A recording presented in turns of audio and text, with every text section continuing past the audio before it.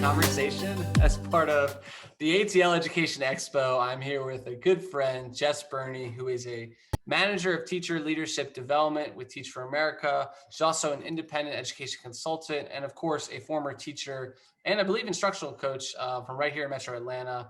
I've been in a couple different schools and had tons of success. Jess, thank you for taking the time with me today.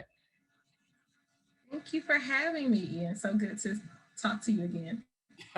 I'm really excited to dig into your story, and that's usually where we start these conversations. So I'd love for you to share with us a little bit about, your backstory in education. So how'd you get in, and really, like, where did you stop along the way in your teaching experience?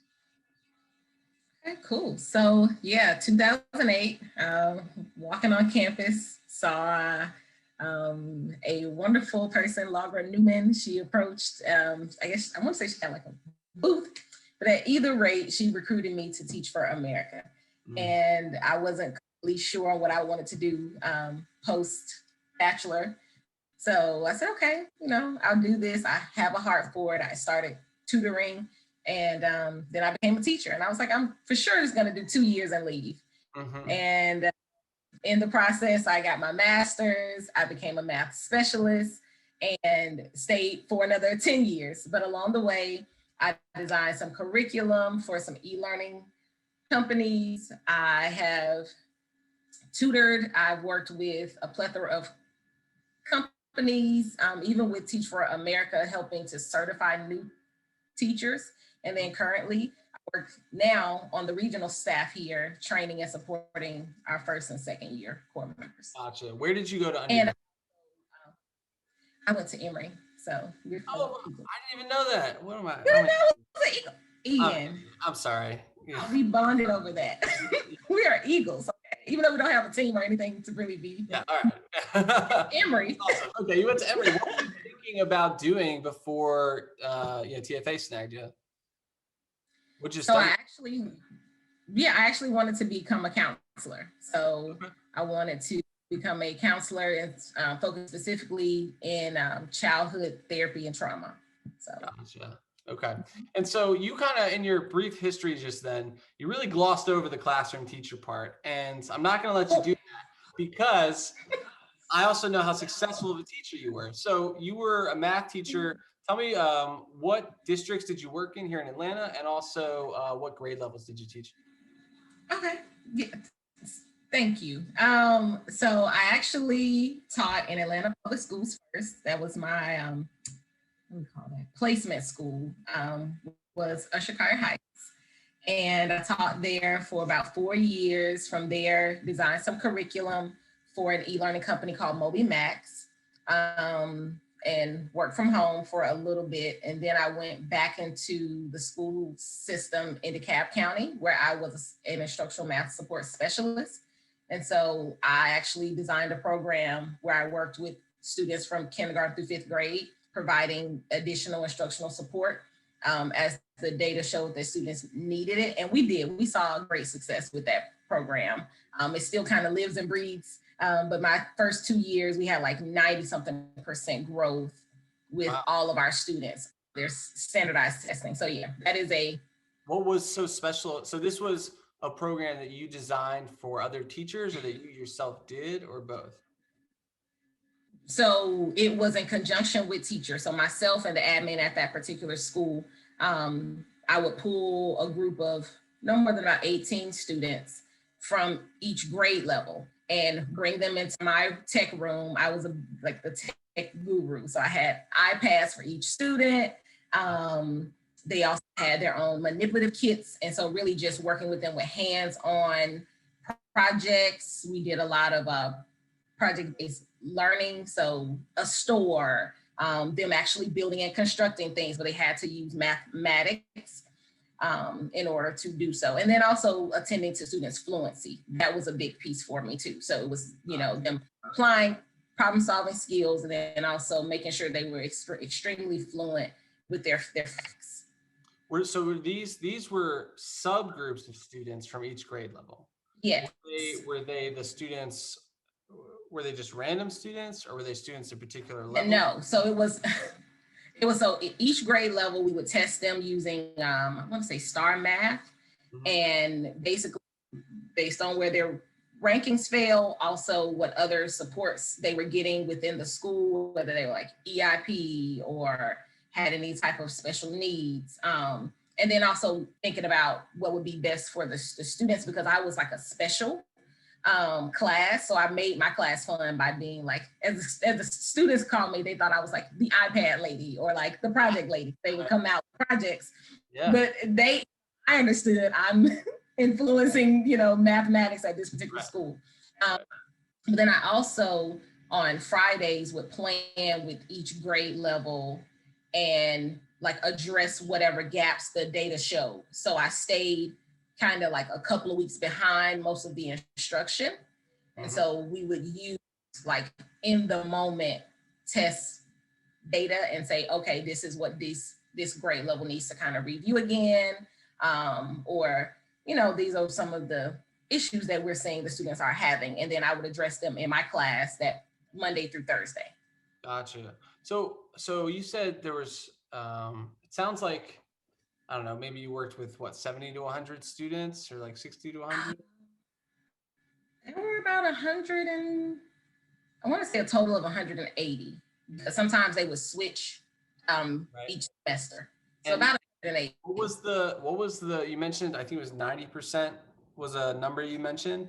So the first year we had about 95% growth.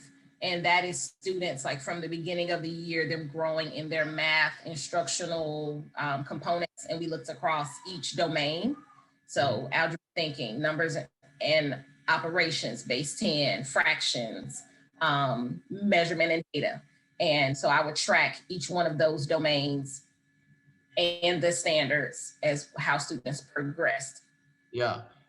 Okay. So that seems like, and where I'm getting to with this is like, that seems pretty great.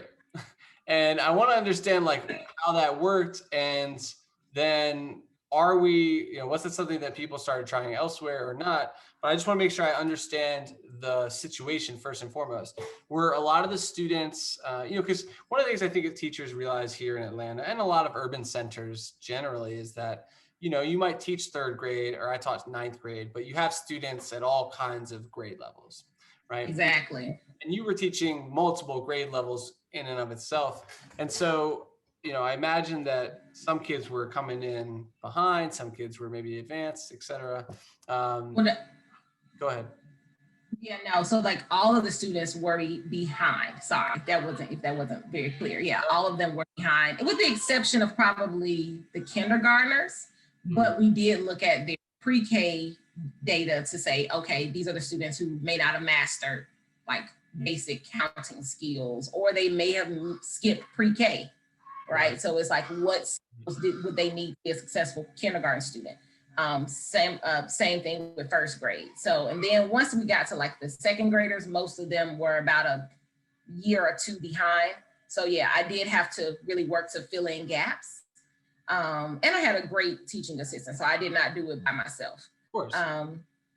What led to the success? I mean, 95% growth, what I'm trying to understand is, was that just, would 100% be what they were hoping to do? Like Johnny, the third grader? We actually wanted 100% of the students to grow, to show at least a year's growth in their mathematics instructional knowledge. So we saw of the 180, about 95% of them did actually show that growth.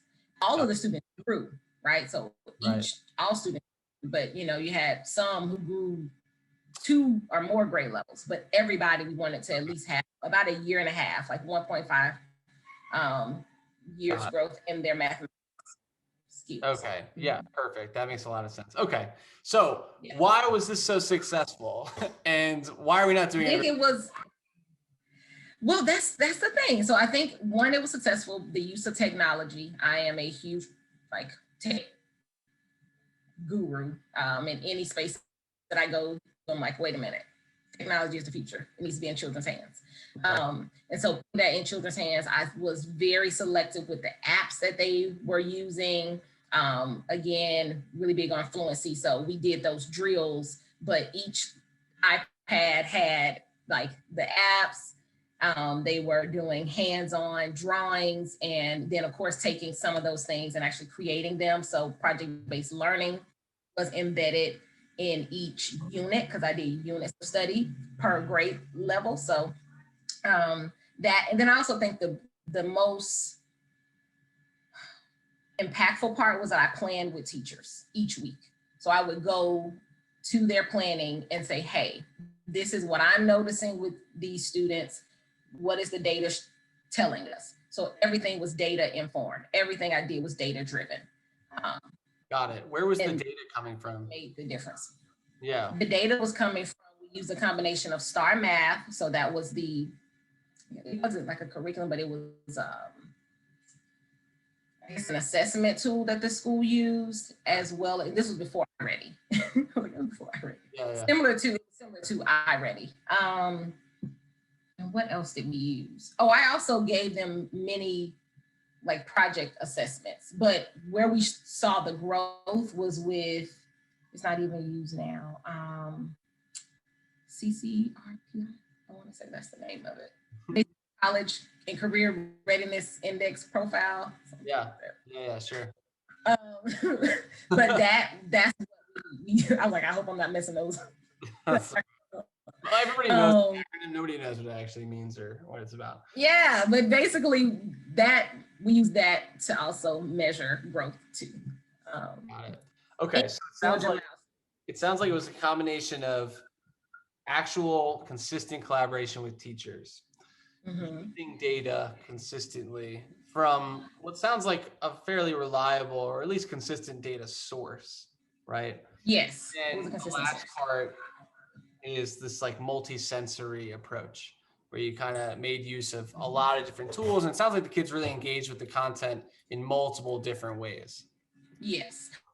And all students had a math journal. Every student had a math journal. So we were able to actually, a math journal, like a composition notebook.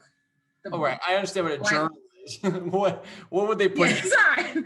No, they were putting in it. So teacher, I don't know. No, I know you're no.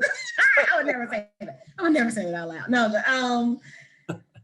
so in the math journals is where they would literally explain their problem solving process.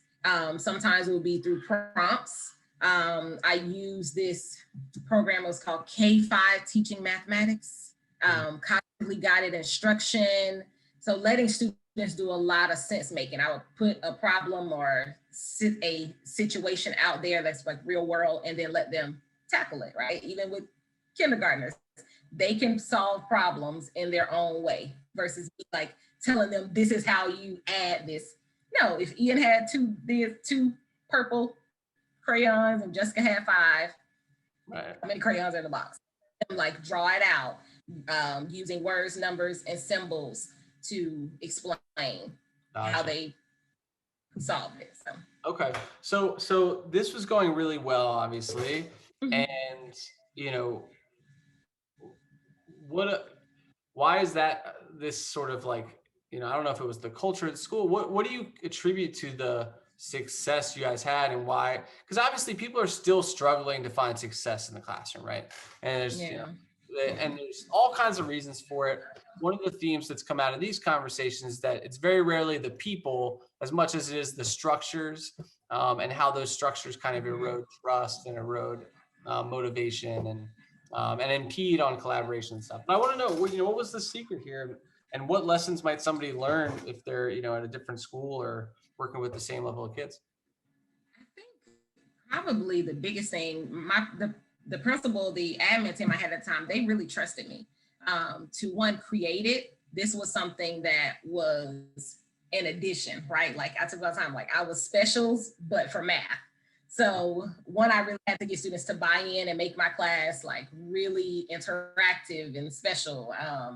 And then with them giving me like those iPads for students and students being able to really work with them, even down to like modeling. I had a Apple TV at the time as well. So I don't have an Apple TV in my home. Listen, it was so cool because I could literally say, okay, number 17, because I had them all like numbered. show me your screen. And they knew how to show me their screen, but they were actually working through and solving for the entire class sitting at their desk. Wow. So it wasn't like old school, go to the board. And no, I don't even know if we had expo markers at the time. Like we were just everything. People who watch this know, like this wasn't this year. This was this was 2015. Okay. This was 2015. So, yeah, obviously pre-pandemic, and, cutting edge, some of that stuff. Apple TV wasn't even that big of a thing for a while. It wasn't a big. Yeah. Yeah.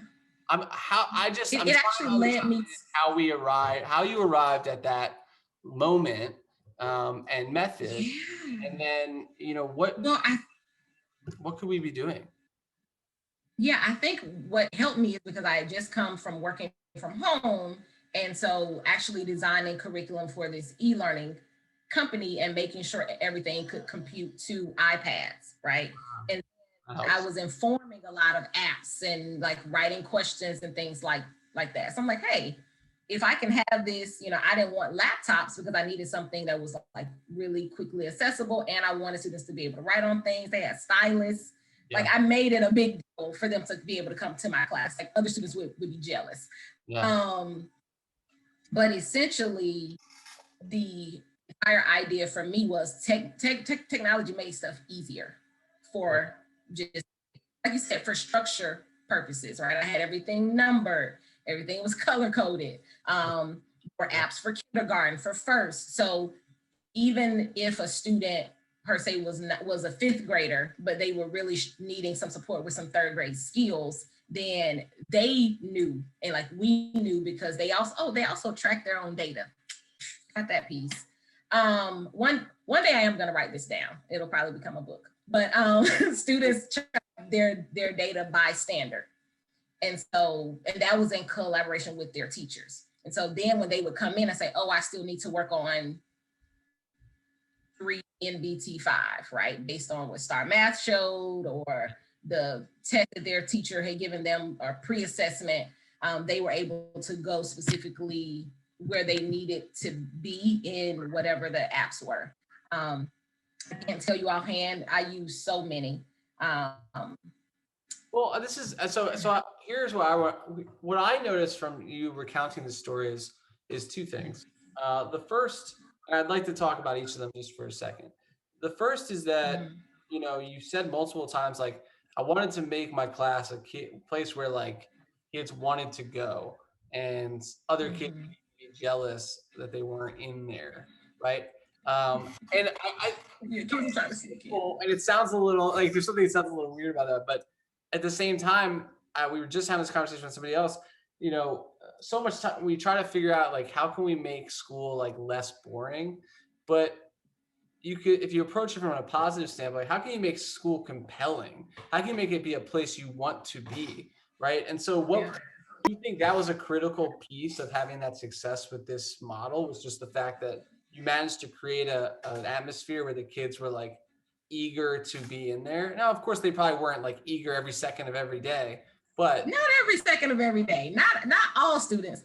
Yeah, but I also had a process where like students could choose a lot of things, right? They could choose whether to sit or stand. I just had a rule that you just had to be in your space, right? You couldn't disrupt other students' space unless you all were collaborating. So, even teaching them those type of things. But imagine just, because I was like, well, you're missing PE possibly, or Spanish. So, hey, you can come in this class, stand up, as long as you're doing the work. They had little workstations with manipulatives. They got to go choose them. And, so you got a choice between blocks or teddy bear or right edible manipulatives, right? Like we made Rice Krispie treats to show equivalent fractions. Like, yeah, I would do different things with them, or having a store where they could actually, instead of just saying, this is a nickel and it's 5 cents, this is worth 7 cents. What coins do you need to be able to purchase this? Like making stuff applicable in the real world. I believe in teaching fractions with food. It just makes sense because that's what we use it. So a lot of, I try to have something edible at least once or twice a month. So that would appeal to my students. and not just them sitting there eating, but them using it to do math and then getting to enjoy it. So Right. Okay. So, yeah, so it sounds like you were able to create, so a lot of hands-on opportunities, a lot of just like changing it up. And also what you just described is really this like giving them agency, having optionality where they can kind of like even just making a little choice of how do you want to exist in this room right now, whether it's standing or sitting. Like, yeah, I remember as a kid, like that, and I was working with students, that kind of having that choice and that power all of a sudden changes the experience, right? Okay, so that's big. You know, I wanna ask about the time you had as a consultant and Okay. at home. Do you feel like that time, because when you describe all the things you just did, I know that there are some teachers who are going to watch this, and I would have felt the same way watching and be like, well, this person's obviously just a superstar who just knows like, and it's just like all about teaching, and she teaches all the time. This is her whole life. This isn't for, this is not possible for the average person. And so what I want to drill down on is, do you feel like having that time being a consultant where you actually have to sit back and think more high level about like how to approach creating lessons, how to approach activities, technology, do you feel like that contributed to your ability to keep things so dynamic, or was it just your innate, drive? No, I mean, I definitely think having the time to, and even the space to like plan for a whole day and be creative, having a principal say, I know this is needed based on our student data, take it and make it your own. So being allowed to have that creative mind and to test stuff out, like everything wasn't just perfect from day one, right? Like not all the students. I mean, I also had to teach so much stuff. Like this is proper care. You need outer boxes. We had to get stylists. Like it was it it was a trial and error process. Yeah. But I think to one, be able to work with so many people. I work with the media specialists, right? It wasn't just me. I work with the media specialists, with each teacher, with the special education teachers. I'm trying to think who else, who's in the room with me. So it was not just my mind coming up with all this. I just knew I wanted a space where students had fun doing math while they were also like catching up, right? And we were just like closing some gaps in their mathematical content knowledge. And so there were a lot of hands. It wasn't just me, but I will say having not only designed some curriculum, but also tutored some students, that also helped as well. So, I would go in homes and work with families, so I would have to, of course, help the student that was struggling, but then also help their parent. And so creating the math journals with them, that was a common practice that I did when I taught, when I tutored, and then been able to translate that from, okay, what if a student has an ability issue, right? An accessible issue. If they can't write something, they can talk it out, right? And so the iPad offered, they have the microphone, so they could actually take verbal, Right. or like verbally record themselves explaining the process while they wrote on the iPad. So that was another piece where I was like, this is vital, because a lot of students did have those. Yeah. Yeah, no, absolutely. I mean, now you're in a coaching and support role. And, I'm curious, watching what the teachers are going through right now, and you were doing the coaching before the pandemic. So let's focus on that first, because the pandemic obviously is a whole nonsense.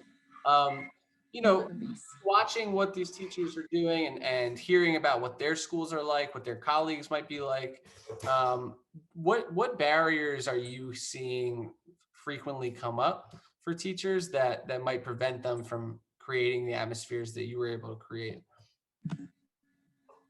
Can you ask me that one more time, Ian? Yeah, absolutely. So now that you're in a coaching role, and you get to see and hear more about the circumstances that other teachers find themselves in, whether created by themselves or because of colleagues and atmosphere and whatever. What do you think is what are some common themes that you're seeing that might be preventing teachers from thriving in a similar fashion or collaborating in a similar way? Or are you seeing any, or are all the teachers doing extremely well? I would say extremely well. I will say, if I think about pre-pandemic, and then also like I wasn't like a newbie teacher at the time. Like it was 2015. I was about 7 years in. Mm-hmm. I think one of the biggest pieces is I've never just thought, hey, I'm the end all be all, know all the things. I always try to say, hey, teach me what you know, whether it was a veteran teacher or even some new teachers. I don't think that there's enough collaboration allowed. There's space for it, technically, right? Like there's planning sessions and all of that. But to allow teachers just to do what we naturally do and create together, Right. grade levels, I have not really seen that in a lot of schools. And I think that could be the key, because most times if you, right now I support 4th, 5th and middle school math teachers. So I think it would be so powerful for my 6th grade math teachers to talk to some 4th grade math teachers, right?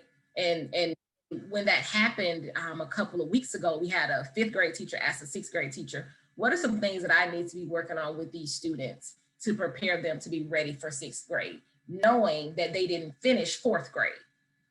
And like those types of conversations need to happen, right? Like where the 4th grade teacher can see the gaps, the 6th grade teacher can see the future, like what they're going to need in order to be successful. And then a conversation can happen and then the teacher can backwards plan, right? That's a conversation that needs to happen in August. We shouldn't wait till it comes time to, testing. And I think to me, that's like the biggest gap as well. We've, with so much emphasis put on standardized testing, there's very room for being creative. So for me, although standardized tests and data did inform what I did with students, I wasn't constrained by, oh, you have to teach this by this time, right? Like I could, and I did stayed a couple of weeks behind in pacing my teachers so that I could say, okay, you already taught this. I'm going to come in and fill in any gaps. Right. I don't think enough time and space is allowed for students to make sense of certain skills. I think too much is packed into a year. But that's enough conversation for another day.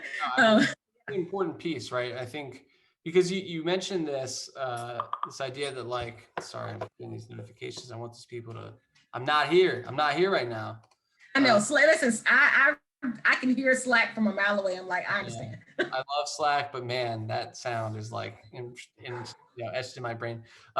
So you mentioned something that I think is a key point. It's like we have space for like planning together, but not really collaborating, right? And being creative. You can be creative in a 50-minute period of planning where half of it's like updates and announcements, and the rest is just like, let's try to get this down so we can turn in our plan or whatever, right? Right. Exactly. When teachers are spending most of the time creating the plan, and it could just be given to them. I mean, clearly we talked about that over the years, right? Like how much time could it save a teacher if they were given these things and then they were able to just to add in some key components, right? If they would say, oh, take this and make this project based versus I got to build this thing, which it doesn't make sense. Lesson plans have been around for years. So like, we just need to pick one that you like. What do you think stopping from your students? Like it, why is this a continuous problem? Because you're right. Like we both have agreed that, there are great lessons written for every standard. They're out there somewhere. Standard. And we both agree that you need to be able to adapt them to your context and your students. Exactly. But like something's not connecting, right? Like still got people creating stuff from scratch. I know I did all the time. Part of it was because I wanted to. I think teachers like want that control a lot of times.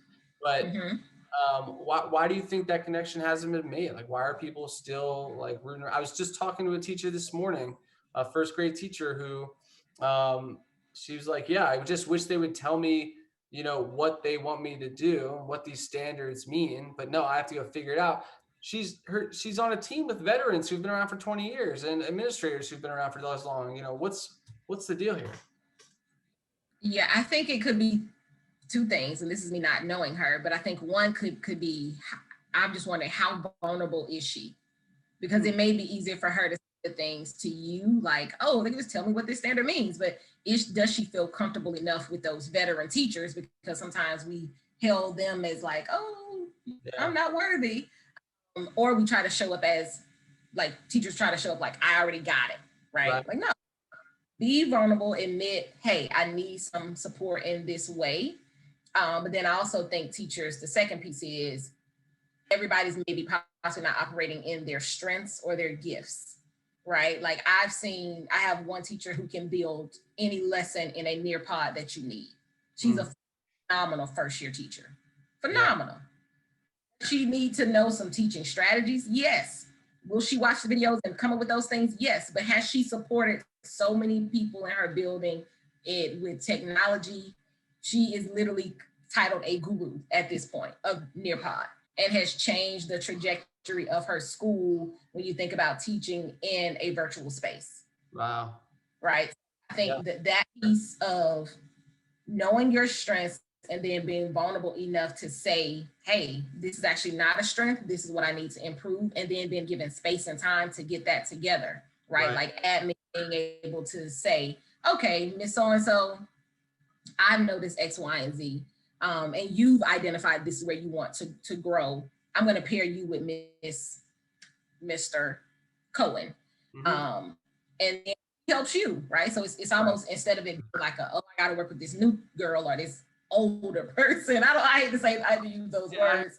It could be a thing of what can we learn from each other that is going to make the grade level better. Sometimes it can be a lot of competition too. I think that could be the other piece. Teachers can be considered people. I mean, again, I only spent a couple of years in the classroom, and the more time I've spent away has made me realize how unique my experience was. I taught world geography and then world history, 9th to 10th grade, neither of which were tested subjects at the time. And I was the only one teaching them each subject. I was at a big school, but I was the only one teaching them. And my school was very much like, it was like the set it and forget it, like, all right, Mr. Cohen, here's your room, like, have at it. Go, I'll see you at the end of the year type of thing. And everybody was very much independent. It was almost like we were all independent contractors, like we're all in our own rooms. But what you're describing is like an actual collaborative, team-oriented environment where you're collectively trying to boost all the kids across the board. I feel like that's not the norm all the time. That's not the norm. And having taught for 10 years in the classroom, K-5, that has not been my experience across districts either. I would say a lot of teachers do work in silos.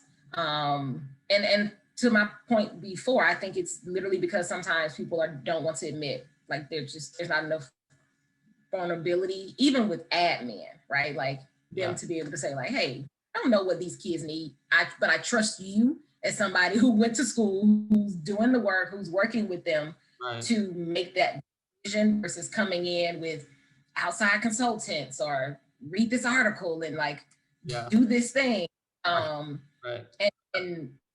it's just, it's a vicious cycle when you get into do it because I said so, not because it's best for children. Right, absolutely. Okay. So taking all this stuff that you've learned, and honestly, we've hit on in this conversation a few different things that have not been touched on in any of these conversations that I've done up to this point. And I think you've talked a lot about both specifically how to work with students and create an engaging environment, but also the importance of having space to be creative as a professional yourself, and also leadership and your colleagues creating an environment. And in the for-profit space, they say of like psychological safety, where people are comfortable being vulnerable, sharing what they're not good at, and working together.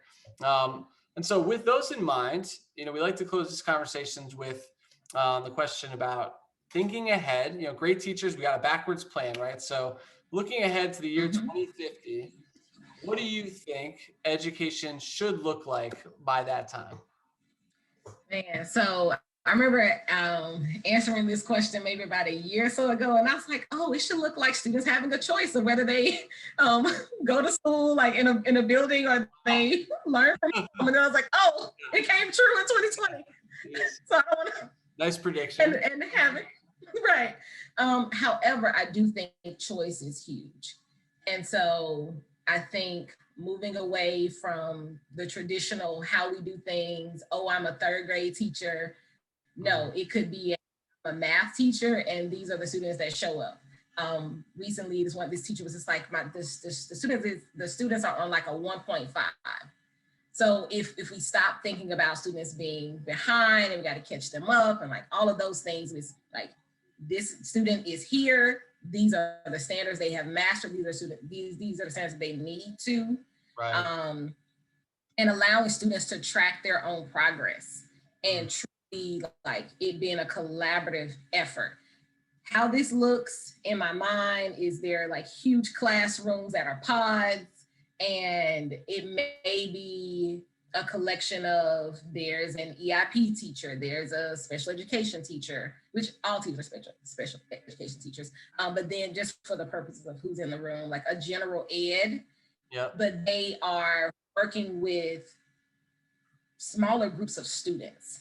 I really like, I feel like I'm gonna mess it up. He's Legacy Prep, Laura Newman. She actually started a school in Tennessee. They've shown tremendous success, but they have smaller classroom sizes. They have technology is a huge component, and then hands-on. And there are 2 or 3 teachers in each classroom. But if you can imagine, if I'm able to take 5 to 10 students and really be intentional versus my last year in the classroom, I had 32 students in my smallest class. Right. Yeah. Even and although I was intentional about tracking them, and the good thing they were 5th graders, but I couldn't imagine being in this space where I only have like for the whole year, right? Like 5 students that I'm actually able to work max 10. Mm-hmm. And then, but the students can move out of my room. I may not have them all year. I may have them until they master the skills that are my strengths. So big picture, teachers would get to work in what they're passionate about, and then students would hopefully have a unique, wonderful experience, right? Like if you go into a teacher room and they're allowed to be a science teacher or just a physical science teacher, not even just science, physical science, life science. They actually got to like dissect things. Remember that. But just smaller groups of students. Somebody asked my son, like, how are things going with you doing science virtually? And he was just like, yeah, we like watch videos. And his teacher is trying to make it as fun and interactive as possible with him sitting at home, right? But I think even if school could look like where if students were at home and they opted to have a more virtual experience, they could still go to some type of pod and have hands-on experiences or do projects in their neighborhood. Like that could be really cool. I just think a lot of the learning needs to come out of a traditional schoolhouse. We really have to start thinking, and last thing, promise, is that we bring in more people who are, students are able to see whatever the learning is in like real time. So when I think about like an accountant being brought in to teach, I don't know, or an engineer being brought in, and just for certain units. But that's who we work with. Like that's who a teacher would work with, because I used to get this question all the time. Well, when am I going to use this in real life? I think more buy-in would come from students if like, here's a real life example. This is why you're learning how to code, so you can build a computer, so that, and whether students get to go outside or stay in, I'm a big fan of choice. So 2050, that's what I want to look like. Yeah, no, that's amazing. It sounds like you really want to start blurring the lines between schoolroom and real world, right? Just like let's make that more of a, um, a lot more osmosis can come from using the outside world. I mean, there's so much at our disposal, and yet we activate none of it. It's like we keep Love kids it. sheltered from the real world, quote unquote, for 18 years, and then all of a sudden, okay, have at it. Out there. Hopefully, you remember Be how to great. do Be creative. your proofs from geometry or something. Exactly. Yeah, I mean, when you look at it, it's really there are some blatant absurdities, but I think a lot of what you said is spot on, and I 100% agree with. So, Jess, I mean, we've touched on a lot of different topics here in this conversation. I really appreciate you taking the time, sharing with us your expertise. Again, this is Jess Burney, who's had experience as a classroom teacher. She also is now a manager for teacher leadership development with Teach for America and an education consultant. Really, just as a lot of amazing things and amazing practices. We appreciate you taking the time and thank you for being part of the Insight Conversation series.